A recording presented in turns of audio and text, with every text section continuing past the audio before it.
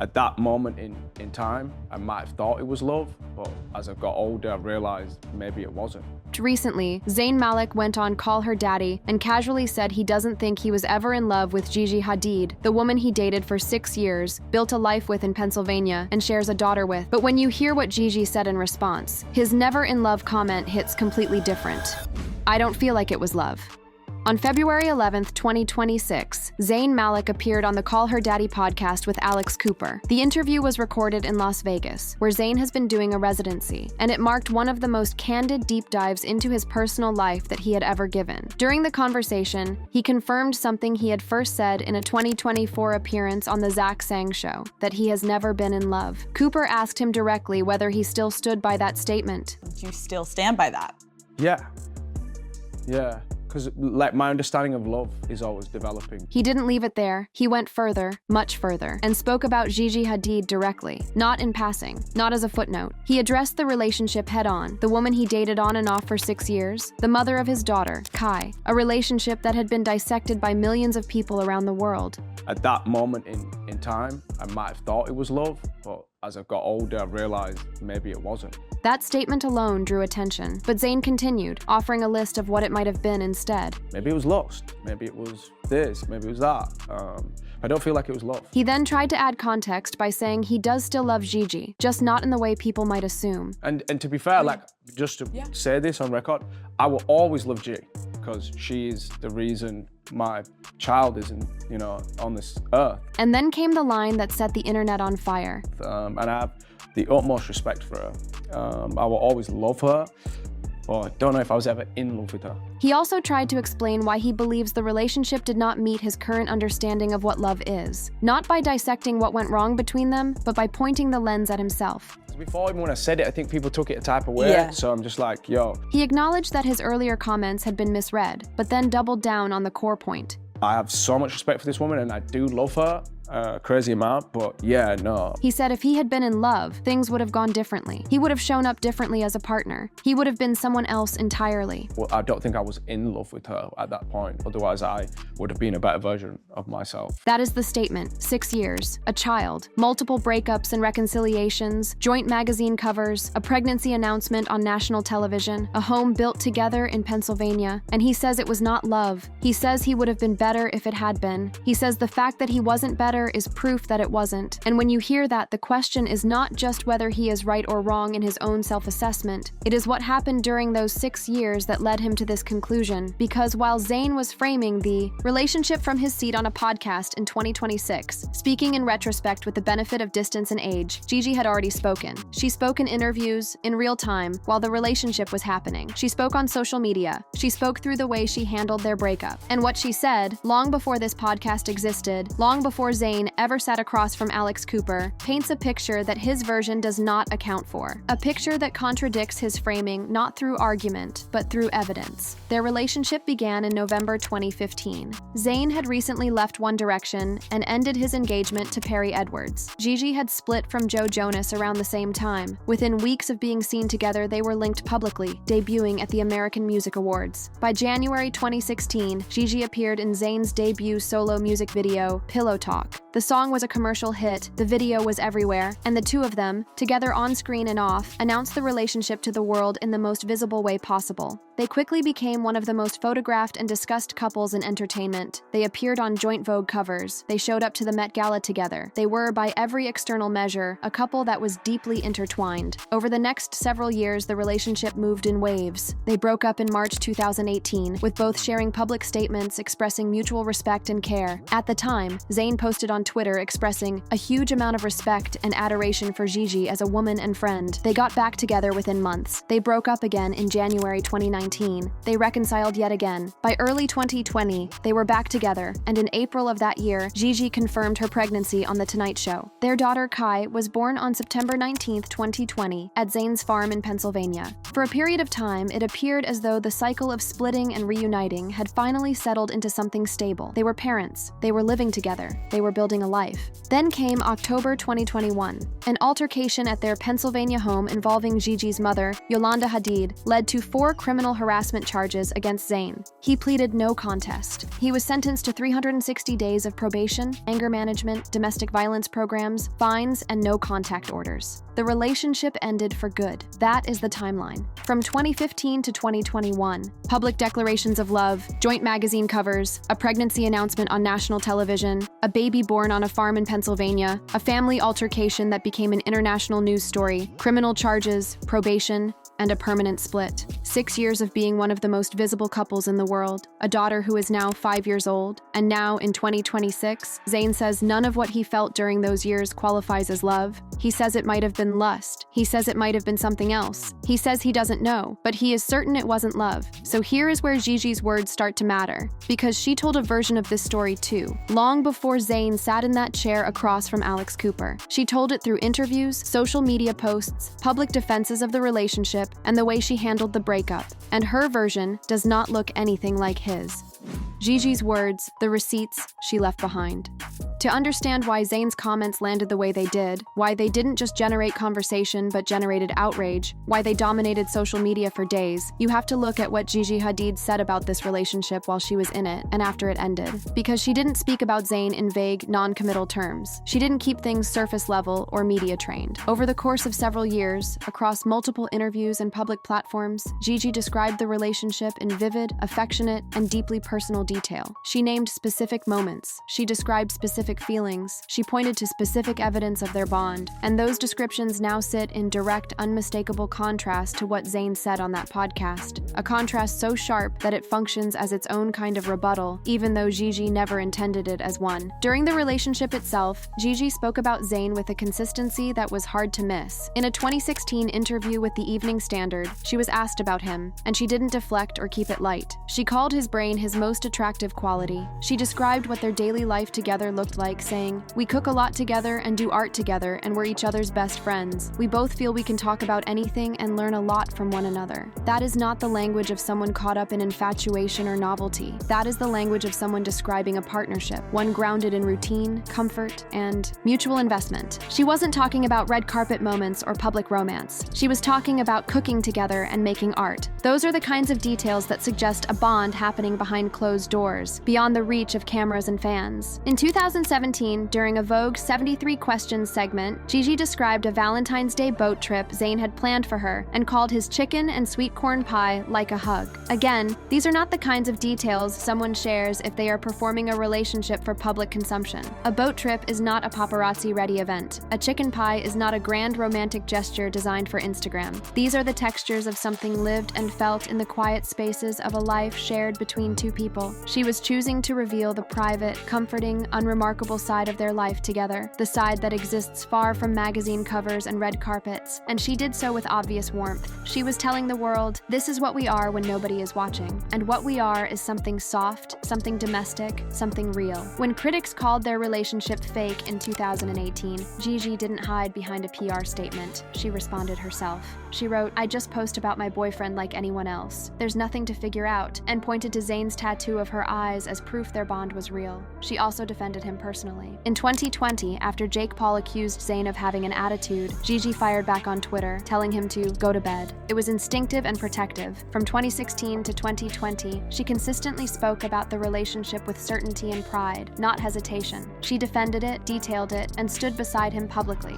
like someone fully invested and convinced it was real. Now place all of that, the public defenses, the loyalty, the certainty, beside Zayn saying in 2026, maybe it was lust. I don't feel like it was love. The dissonance is hard to ignore. He's entitled to reinterpret his past, but Gigi's words, year after year, show someone deeply invested in what she believed was mutual. She called it friendship, partnership, love, consistently and publicly. He now questions whether it was ever that at all. That's the contrast. She didn't need to respond to the podcast. Her past statements already did. And the exposure didn't stop with the relationship itself. What Gigi said after the breakup matters too, and it might matter even more, because the way she handled the aftermath reveals even more about the gulf between her version and his.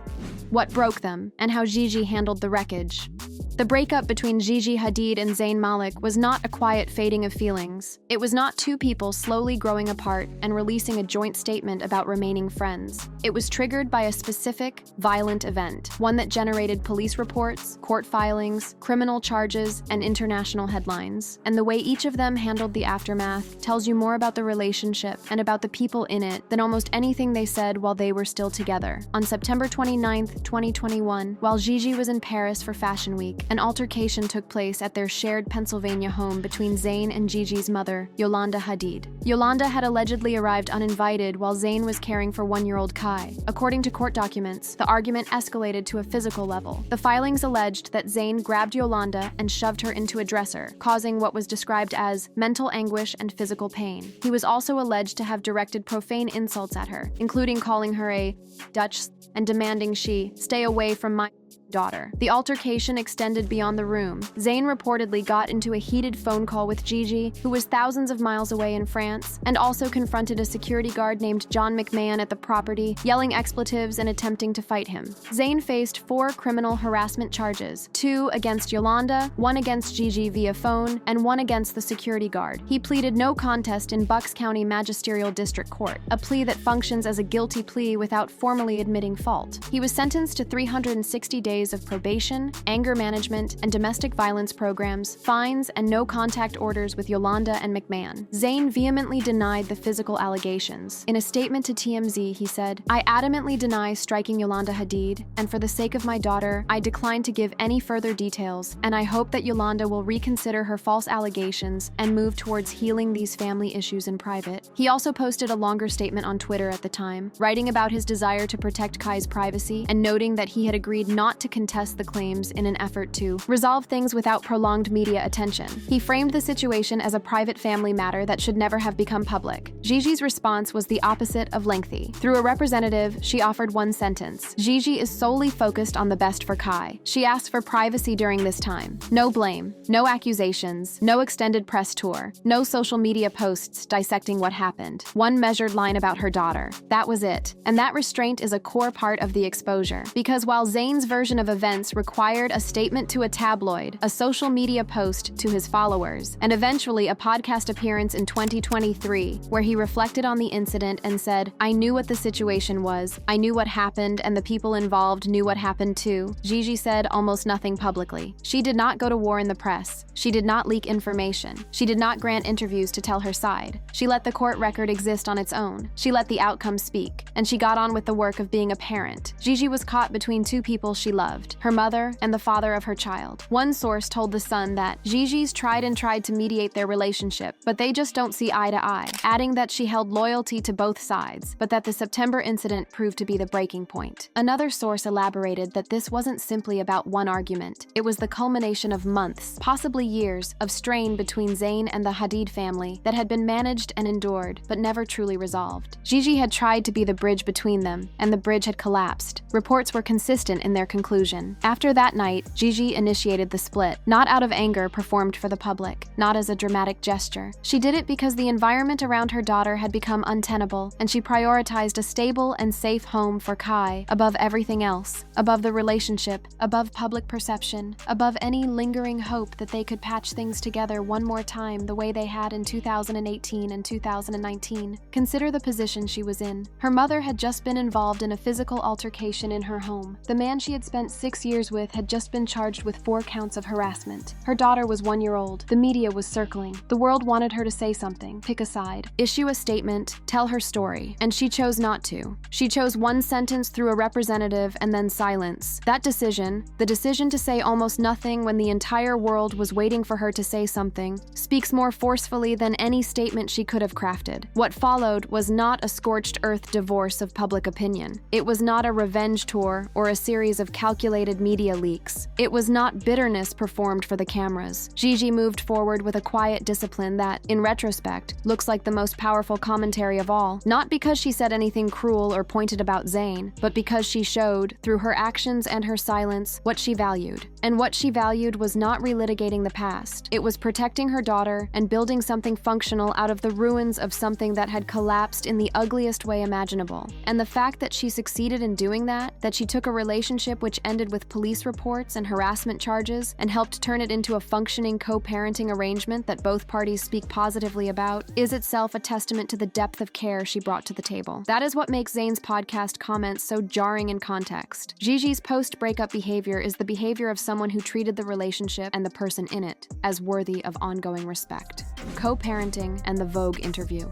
In a March 2023 Sunday Times interview, Gigi said she restructured her career around shared custody of Kai. When Kai is with her dad, I work. I fit in as many jobs as I can. She advised co-parents to keep the child's happiness at the forefront, adding, "You have a long life alongside this person," framing Zayn's presence as collaborative, not a burden. In 2025's Vogue cover story, she was even clearer. "Zayn and I do our custody schedules months in advance. We help each other out and have each other's backs." She said they'd entered this new phase of our partnership with love and a feeling of camaraderie, focused on raising their daughter with so much respect for each other, and not just as co-parents, but what we've been through together. She declined to revisit past conflicts, emphasizing instead that the past is very much in the past. Rather than rehash old wounds, she presented a united front, deliberate, warm, and generous. On Call Her Daddy, Zayn echoed that tone. He spoke affectionately about Kai, shared her dream of becoming a K-pop star, and joked about giving her £500 for her first lost tooth, even surprising Alex Cooper. So I think I gave her a bit too much money from the tooth fairy.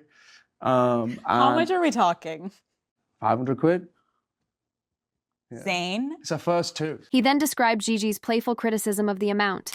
Hold on. And her mom gave me about it, and I was like, at the end of the day, like, I worked my ass, and continued to justify his decision. and like, I should be able to give my kid what I want to give her, you know? Then came Alex Cooper's reaction and the lighthearted back and forth about what happens with the next tooth. But then what's gonna happen with the second one? She gets 5. No. Yeah, that's it. the first tooth, I'm gonna keep that one and frame it. And finally, the punchline. She's gonna be like, "Dad, what is this shit?"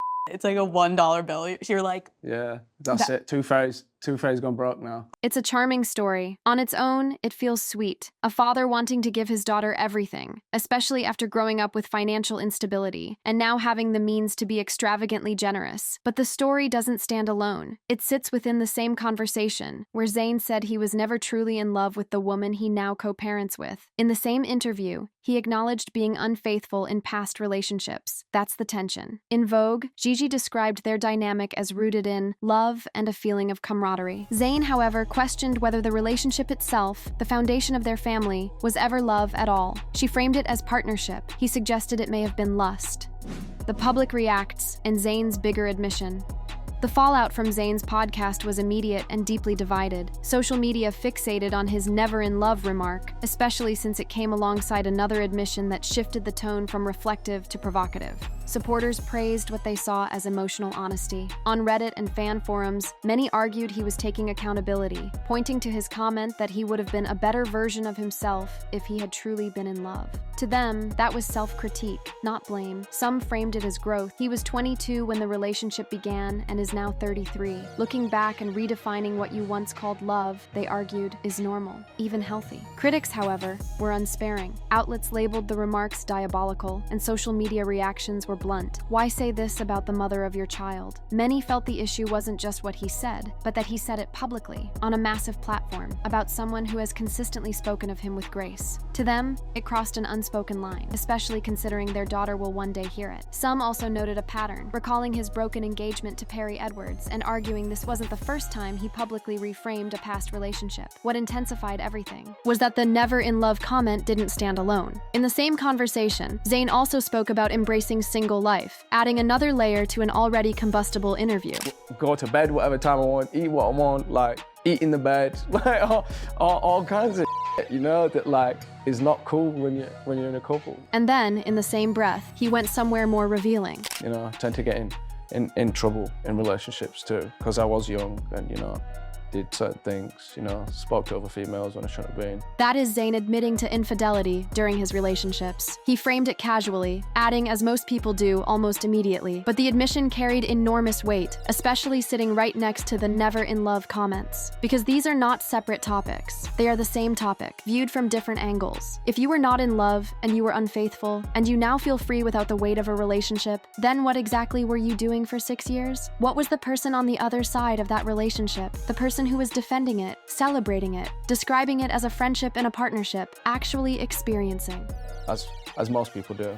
You live and learn from it. But this way, there's no guilt. There's no guilt. That line matters. It suggests that during the relationship there was guilt, which he linked to speaking to other women when he shouldn't have been. So in one podcast, Zayn painted a clear picture. He wasn't in love, he was unfaithful, he felt guilty then, and now, single, he feels free. He framed the shift from relationship to single life as liberation. When you combine those admissions, a narrative forms. Not a philosophical reflection on love, but the story of someone who didn't fully invest, caused harm, and now recasts that imbalance as growth. That's why Gigi's past words feel revealing without her saying anything new. She consistently described their bond as rooted in friendship, respect, love, and camaraderie. She defended him publicly and emphasized partnership in co-parenting. Placed beside his comments, the contrast is stark. She framed it as commitment and mutual care. He reframed it as something that may never have been love. The asymmetry speaks for itself. Gigi, now 30, has been linked to Bradley Cooper since fall 2023, with reports describing a stable, family-oriented relationship that has received the approval of people in both of their lives. She continues to model, parent, and maintain the privacy she has always said she valued. Zayn, at 33, has embraced single life at his Pennsylvania home, spending time gardening, doing woodwork, and raising animals. He described this period as one of freedom and self-discovery. He has also expressed interest in having more children, someday up to 4, and has spoken about supporting Kai's current dream of becoming a K-pop star. He has said he has learned that public relationships don't work for him, describing himself as quite a private person, a statement that sits somewhat uncomfortably next to the fact that he just shared intimate details about his love life on one of the most listened to podcasts in the world. They've both moved on. But moving on doesn't erase the record, and the record tells its own story. That wraps up this video. For more interesting videos like this, check out the cards on your screen.